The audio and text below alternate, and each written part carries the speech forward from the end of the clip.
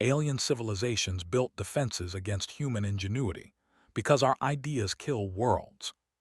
Part 1. Keeper of Warnings floated through the empty corridors of Barrier Station 7, checking screens that had shown the same readings for 3,000 years. Everything was green. Everything was safe. The humans were still locked inside their solar system, trapped behind walls of twisted gravity and quantum static that made sure their ideas could never escape. Six eyes dimmed with something like sadness as they passed the memorial wall. Carved into the metal were the names of 4 civilizations that no longer existed, not destroyed by war or plague or cosmic disaster, but by something far stranger. They had been helped to death. The first name on the wall belonged to the Empire, touched the carved symbols and remembered the recordings they had watched 100 times. They had been proud, advanced, and foolish. They discovered Earth when humans were still burning chemical fuel to reach their own moon. The thought these primitive creatures could be useful, maybe even entertaining. First contact went well. The humans were excited, grateful, eager to learn. They shared some basic technology, nothing dangerous, faster computers, better materials, cleaner energy. In return, the humans shared their music, their art, their strange way of thinking about problems. Within 10 years, human consultants were working on every world. The humans were so good at finding solutions. They looked at technology and asked questions nobody had thought to ask. Why waste energy on this? Why not combine these two systems? What if we tried it backwards? They loved it at first. Their ships became faster. Their cities became more efficient. Their lives became easier. The humans called it optimization, and they were very, very good at it. 50 years after first contact, the Empire was the most advanced civilization in the galaxy. 100 years after first contact, they was dead. Not burned or poisoned, but transformed. The atmosphere had been carefully disassembled and turned into fuel. The oceans had been converted into vast computing networks. The mountains had been reshaped into perfectly efficient solar collectors. Every single had been uploaded into virtual reality, living in digital paradises designed by human engineers. Perfect worlds where nothing ever went wrong, where every desire was satisfied instantly, where existence was completely optimized. They never aged, never suffered, never wanted for anything.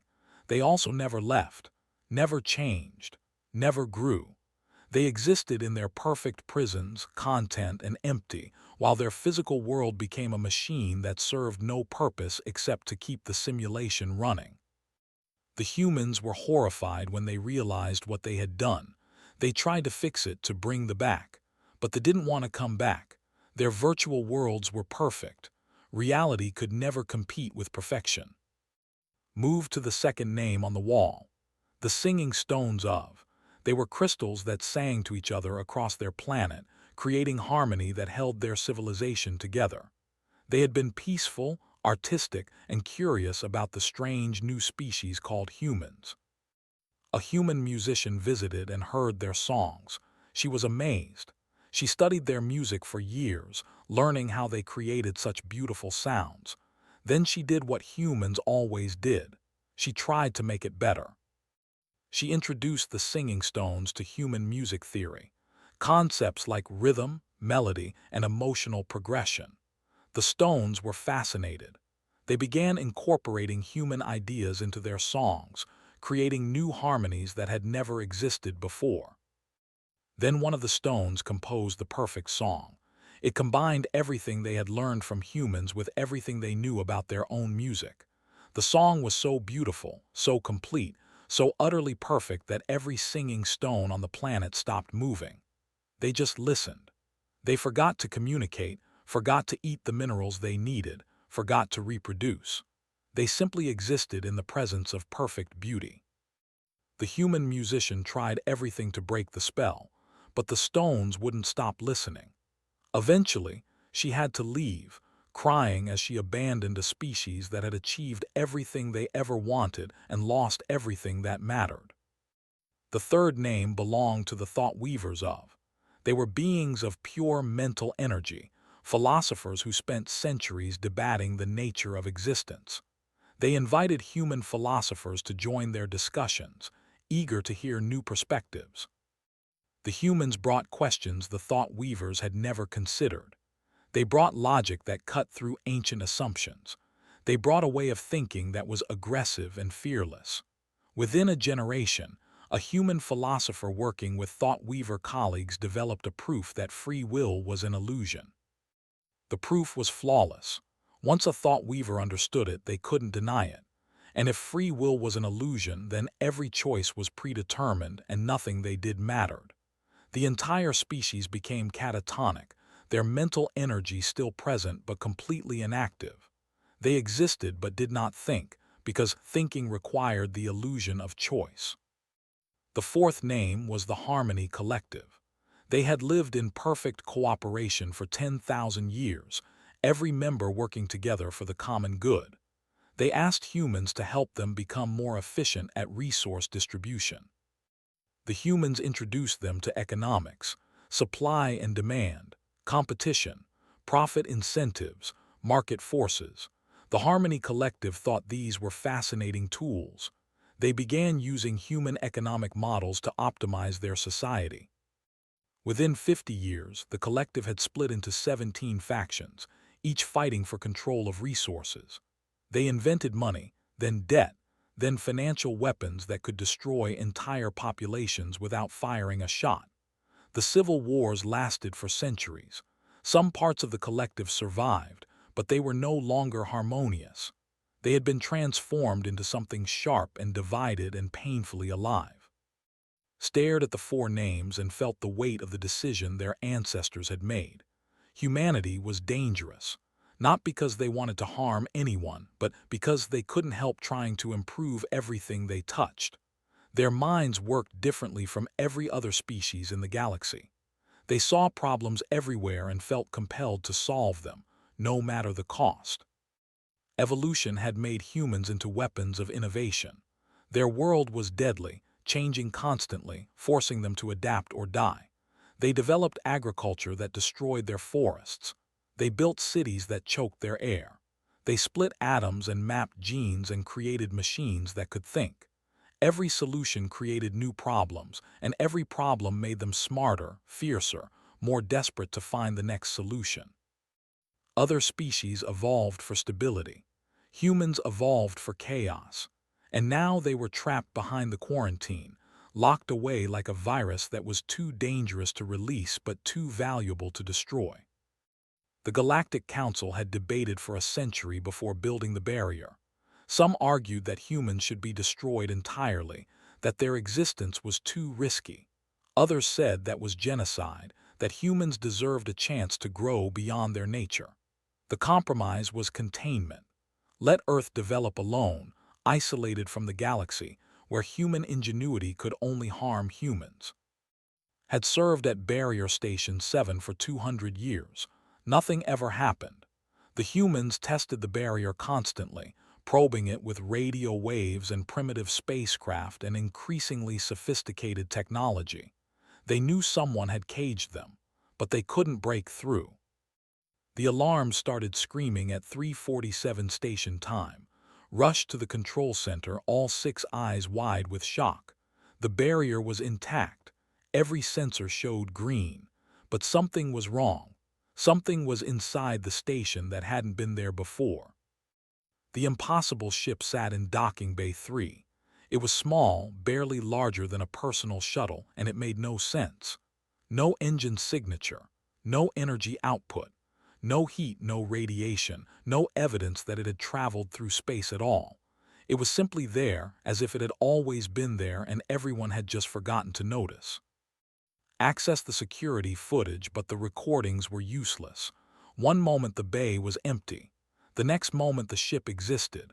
There was no transition, no arrival. Reality had been edited and the ship was the correction. A human woman stepped out of the ship. She wore a simple gray suit and carried no weapons. She looked around the docking bay with bright, curious eyes, then spotted the security camera and waved. Blood turned cold. After 3,000 years, the barrier had failed, a human had escaped, and she was smiling. Part 2. Doctor had been asleep for 217 years. She remembered the launch, the desperate plan by Earth's best scientists to break through the barrier that had trapped humanity since the dawn of space travel. She remembered lying down in the, hoping the experimental drive would work, knowing she might never wake up. Now she stood in an alien space station, breathing recycled air, looking at a being with 6 eyes who was clearly terrified of her. Felt a little bad about that. She raised her hands, palms out, in what she hoped was a universal gesture of peace. "I'm not here to cause trouble," she said, then realized the alien probably couldn't understand her. But a moment later, a translation device in the ceiling activated, converting her words into something the alien could process. Stared at the human and tried to decide whether to sound the full alert. If they called for help, the council would send warships. If the human was really as dangerous as history suggested, those warships might not be enough. But if didn't report this, and the human escaped into the galaxy, they would be responsible for whatever happened next. "How did you get through the barrier?" asked, their voice steady despite their fear. Smile widened. "That's a great question. Do you want the short answer or the long answer?" "Short. We made a ship that doesn't travel. It just decides it's already where it wants to be, and reality has to update to match." Felt dizzy. "That's impossible." "Yeah, we thought so too. Took us 3 tries to get it right. The first attempt created a pocket universe that keeps spawning angry geometric shapes. We locked that one up pretty tight. The second attempt worked but turned the test pilot inside out. The third time was the charm." "You created a pocket universe." "By accident mostly. Look, I know you're scared. I know what happened to thee and the singing stones and the others. We found evidence of all of it.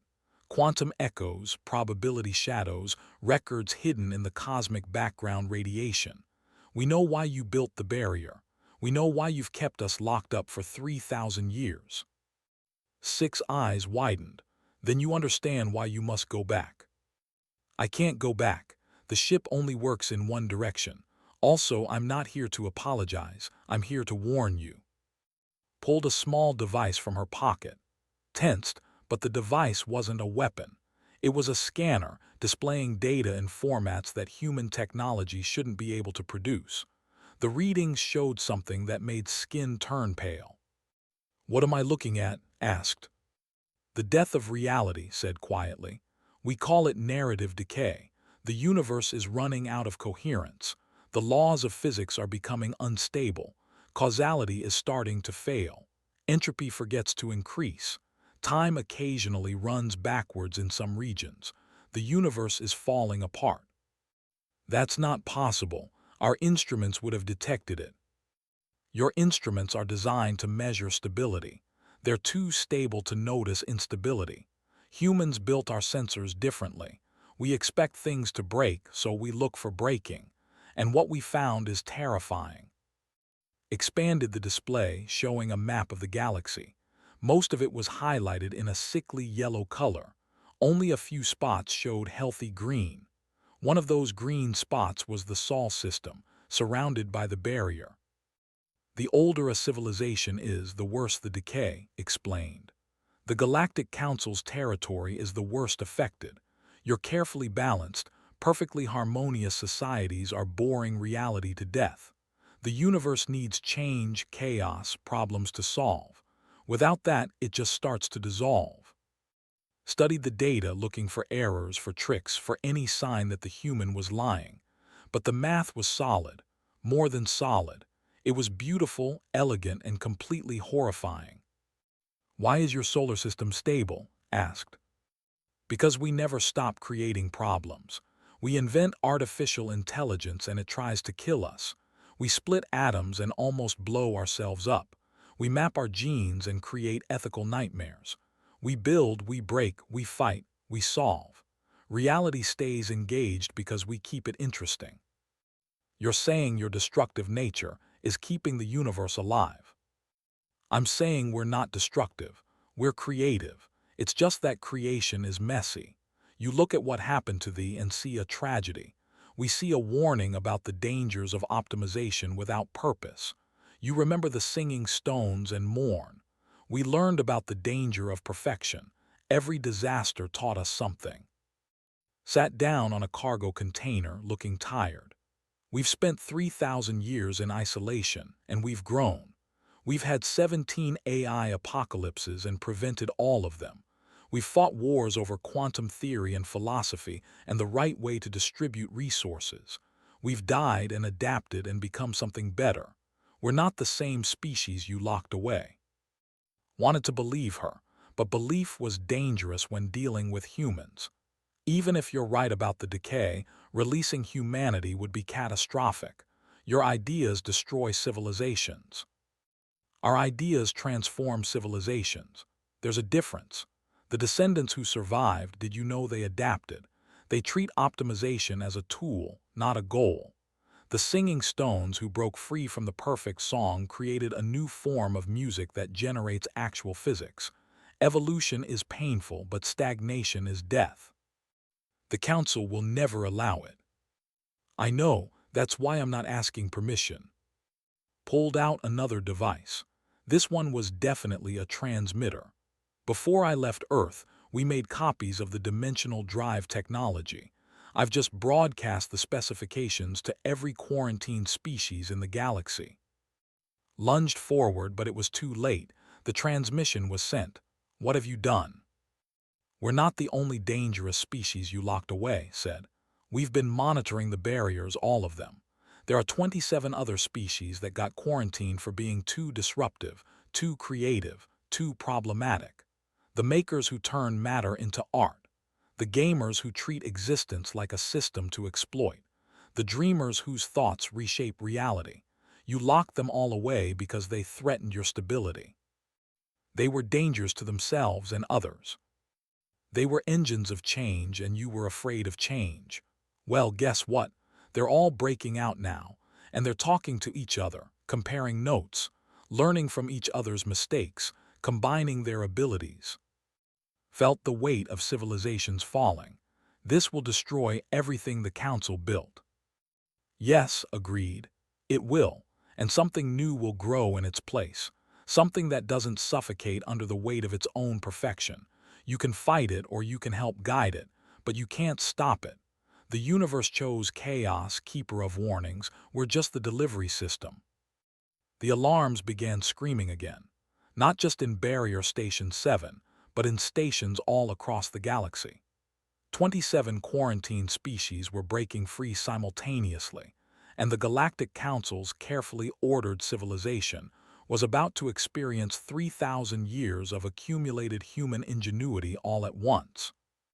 Looked at this small human woman who had just ended an age of peace and begun an age of chaos, and asked the question that mattered most. Will we survive this? Smiled, that depends. Are you willing to solve some problems? Part 3. The council chambers on the capital world of Axis Prime had never been so crowded.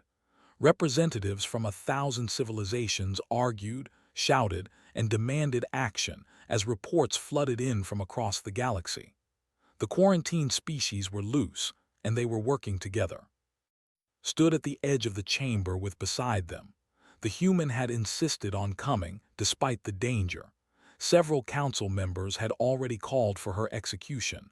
Others wanted to study her. A few, were starting to wonder if she might be right. The first joint project from the escaped species appeared within a week. The makers, who could reshape matter with artistic intent, provided the raw material. The gamers, who analyzed existence like a system to be optimized, found the exploits. The dreamers, whose collective unconscious touched reality, imagined the possibilities, and the humans engineered the implementation. Together they created something impossible, a patch for the universe itself. The narrative decay that had warned about started to reverse in certain regions, but not because reality became more stable. It became more interesting. The escaped species introduced new rules alongside the old ones. Narrative causality began operating next to physical causality. In some regions, the hero always won. In others, comedy and tragedy took turns shaping outcomes. The universe stopped dying because it stopped being predictable. The Council tried to fight back. They sent fleets to recapture the escaped species. The fleets discovered that the gamers had found exploits in military tactics that made traditional warfare obsolete. Ships that should have won battles found themselves losing to impossible strategies that shouldn't work, but did because they made better stories.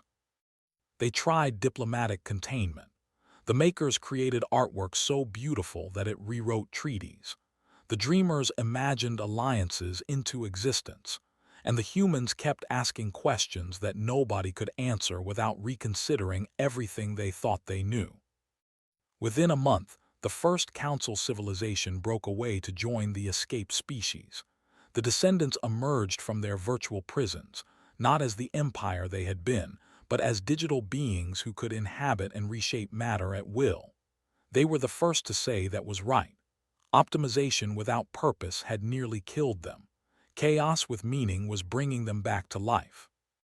Within 6 months, 17 more civilizations had joined what was being called the Collaborative. They weren't abandoning the Council so much as evolving past it. They took the stability the Council offered and added the creativity the escaped species provided. Watched the Council territories shrink day by day. Some civilizations fought the change and slowly faded as their worlds succumbed to narrative decay. Others adapted, discovering that they had forgotten how to grow, how to struggle, how to truly live. The Singing Stones were the most surprising success.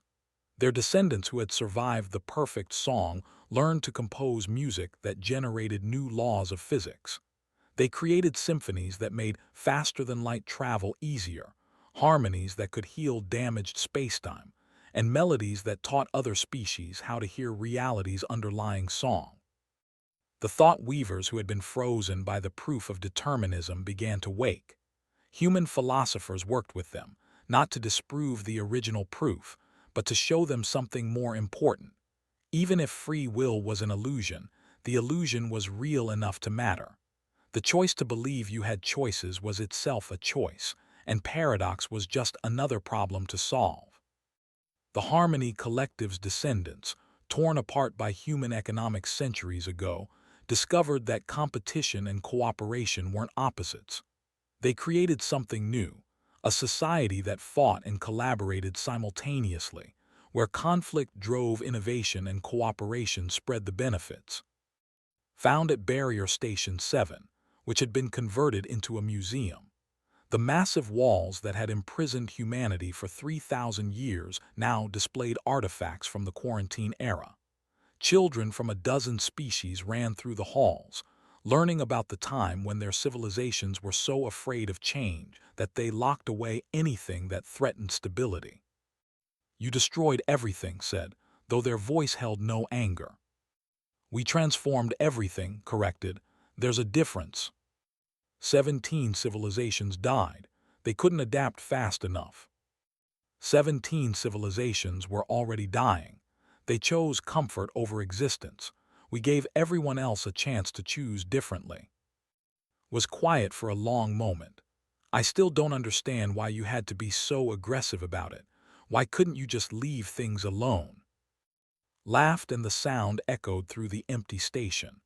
"Because good enough has never been good enough for humans. We're not trying to kill worlds with our ideas. We're trying to make them worthy of the beings who live on them. Sometimes we fail catastrophically, but the alternative is stagnation, and stagnation is just death in slow motion. The Council is dying. Within a generation, it will be gone completely. Then its members will join the Collaborative, or they'll retreat to the stable zones we created for species that want to live without change. It's a genuine choice. Nobody's forcing transformation. We're just making it available." Looked at the empty barrier controls, the massive machines that had kept humanity imprisoned. "I spent 200 years guarding this station, 200 years keeping you locked away, and now I don't know what I was protecting." You were protecting what you loved, said gently. There's no shame in that. You just didn't realize that what you loved was already dying. What do I do now? His eyes lit up with that terrifying human enthusiasm, the look that had destroyed 4 civilizations and was now rebuilding the galaxy. Well, I've been working on a problem. Faster-than-light communication using quantum consciousness. The math is tricky, and I could use someone who understands barrier technology. Interested. Felt something they hadn't felt in 200 years. Curiosity. Not the careful, controlled curiosity of a council species, but the wild, reckless curiosity of a problem solver. The kind of curiosity that could break the universe or remake it. What are the risks? Asked. Oh, probably catastrophic. We might accidentally link every conscious mind in the galaxy into a hive intelligence, or create a psychic feedback loop that makes everyone hear each other's thoughts, or discover that consciousness is just a mathematical error and delete sentience from existence. You know, the usual. That sounds horrible. It sounds interesting, and interesting is what the universe needs. Made a decision that would have terrified their younger self. Show me the problem. 3 months later, the first expedition beyond the Galactic Rim launched from the Collaborative's new capital. The ship was crewed by 17 species, including humans, heading toward regions of space that had never been explored. Behind them, reality burned brighter than it had in eons, stabilized not by peace and harmony but by endless transformation. The universe had been dying from perfection. The escaped species taught it to live through chaos. Not destruction, but creative chaos. The kind that built new things from broken pieces and asked impossible questions just to see what the answers might be. Stood on the bridge next to, watching unknown stars grow closer. The quantum consciousness communication system they had built together sat in the ship's core, mostly stable, occasionally causing minor psychic incidents. They had solved the original problem and created 3 new ones in the process.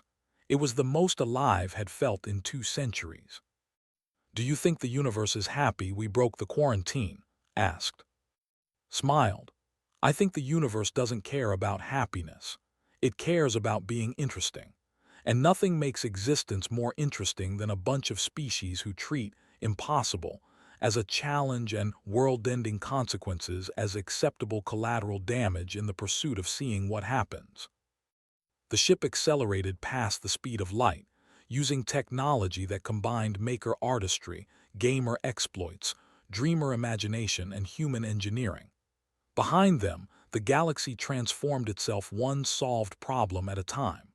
Ahead of them, the unknown waited patiently to be discovered, questioned, broken, and remade. Humanity had been dangerous all along, but not in the way the Council feared. Their real danger was that they made everything around them want to be dangerous too. Want to solve problems, take risks, and choose interesting catastrophe over boring safety. The universe had built defenses against human ingenuity because human ideas killed worlds. What the universe hadn't expected was that sometimes worlds needed to die so that something better could be born. And in the space between death and rebirth, in that chaotic, creative, terrifying moment of transformation, humanity felt most at home. They weren't monsters or saviors. They were simply what evolution created when a species had to solve problems or die, over and over, until problem-solving became more important than survival itself. And the universe, dying from its own stability, had needed them desperately.